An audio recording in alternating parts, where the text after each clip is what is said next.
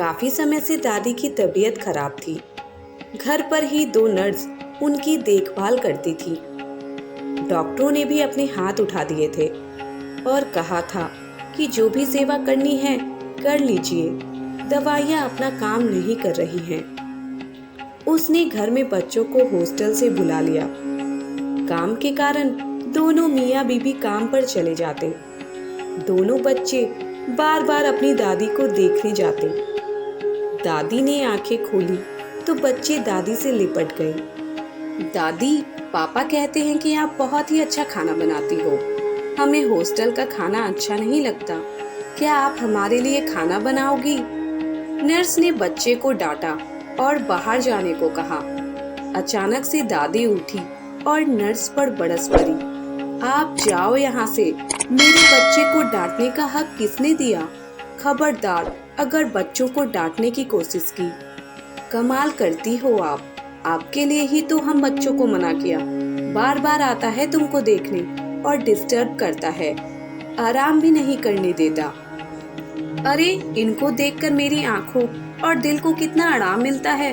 तू क्या जाने। ऐसा कर, मुझे जरा नहाना है। मुझे बाथरूम तक ले चल। नर्स हैरान थी। कल तक तो दवाई काम नहीं कर रही थी और आज ये चेंज सब समझ के बाहर था। जैसे नहाने के बाद दादी ने नर्स को खाना बनाने में मदद को कहा। पहले तो मना किया, फिर कुछ सोचकर वह मदद करने लगी। खाना बनाने पर बच्चों को बुलाया और रसोई में ही खाने को कहा।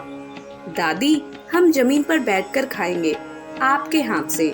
मम्मी तो टेबल पर खाना देती है और खिलाती भी नहीं कभी। दादी के चेहरे पर खुशी थी। वह बच्चों के पास बैठकर उन्हें खिलाने लगी। बच्चों ने भी दादी के मुंह में निवाला दिए। दादी की आंखों से आंसू बहने लगे। दादी, तुम रो क्यों रही हो? दर्द हो रहा है क्या? मैं आपके पैर दबा दूं? अरे नहीं, ये तो बस तेरे बाप को याद करके आ गए। वो भी ऐसे ही खाता था मेरे हाथ से। पर अब कामयाबी का भूत ऐसा चढ़ा है कि खाना खाने का भी वक्त नहीं है उसके पास और ना ही माँ से मिलने का टाइम। दादी, तुम ठीक हो जाओ। हम दोनों आपके ही हाथ से खाना खाएंगे। और पढ़ने कौन जाएगा?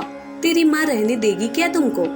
दादी, अब हम नहीं जाएंगे, यहीं रहकर पढ़ेंगे। दादी ने बच्चों को सीने से लगा लिया। नर्स ने इस इलाज को कभी पढ़ा ही नहीं था जीवन में। अनोखी दवाई थी, अपनों का साथ हिल मिलकर रहने की। जय गुरुदेव।